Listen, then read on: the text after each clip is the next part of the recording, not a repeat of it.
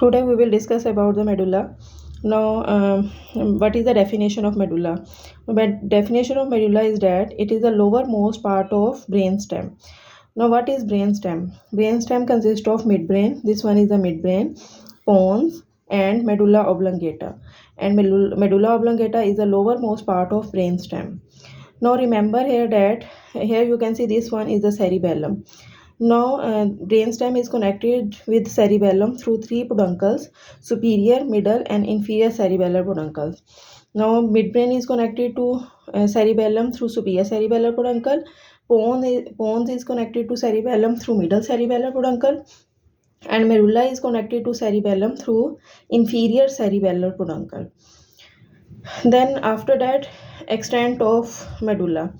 Now, cranially here it extends up to the lower border of pons. Now here you can see this one is the pons, and this is the lower border of pons. So cranially it extends up to the lower border of pons, while caudally here it becomes continuous with the spinal cord. Now remember that where it becomes continuous with the spinal cord, there is origin of first spinal nerve. Then its location. Now location is in the posterior cranial fossa of cranial cavity. Then after that we will discuss its gross appearance. Now in gross appearance we divide the surface of medulla into anterior surface. This one is the anterior surface of the medulla, and posterior surface. This one is the posterior surface of the medulla. First of all, we will discuss about the anterior surface. Now on anterior surface, anteriorly in the midline, there is a fissure. This fissure is known as anterior median fissure. Now this fissure becomes continuous with the anterior median fissure of the spinal cord in lower part. Then lateral to the anterior median fissure in upper part of medulla, here and here on each side there are two elevations or swellings. Now these elevations are called pyramids. Now, what are pyramids and how they are produced? Actually, these are corticospinal fibers, and these corticospinal fibers, they produced in this area swelling that is known as pyramid. Now, how you understand these pyramids? Here you can see these are different sections of the brain. First of all, cerebral cortex, then midbrain, pons, and medulla oblongata. Now here you can see these fibers, they arises from the precentral gyrus of the cortex, then they descend through the anterior part of the midbrain, then pons, and finally they come in the upper part of the medulla. Now in upper part of medulla, here they makes the pyramids, and then in lower part these fibers, corticospinal fibers, they decussate with each other. Means right goes towards left and left goes towards right, and after decussation they go to the lateral horn of the spinal cord as lateral corticospinal tract.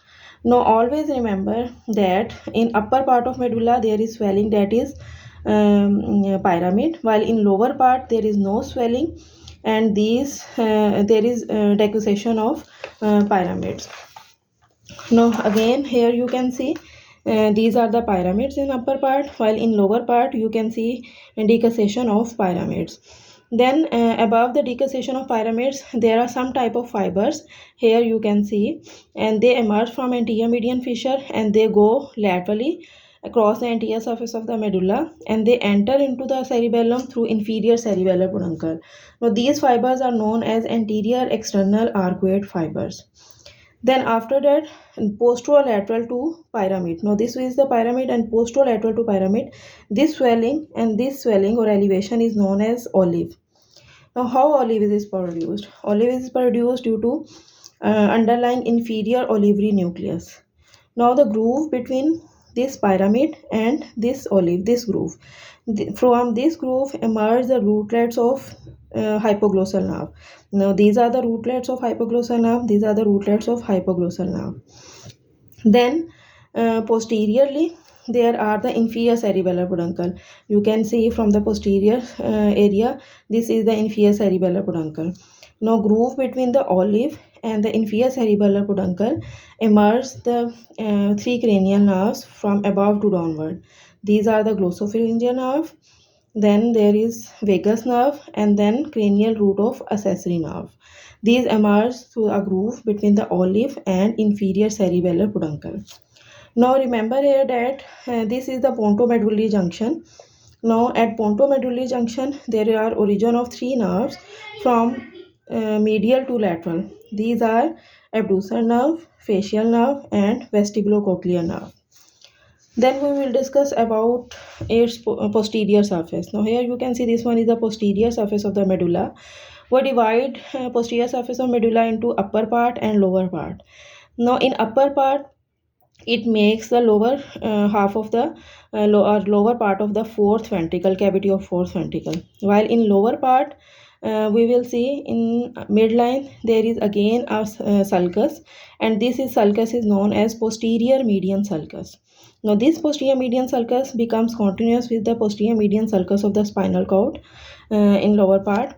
Then on each side of this posterior median sulcus, this tubercle and this tubercle, they are known as gracile tubercle, and they are produced due to underlying gracile nucleus.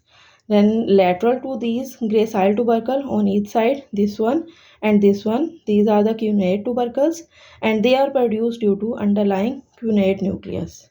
And always remember that there are four cranial nerves that arises from medulla, and these are the ninth, 10th, and 11th cranial nerves.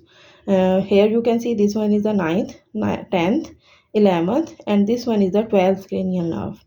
So these were the features of gross appearance and some introduction of medulla.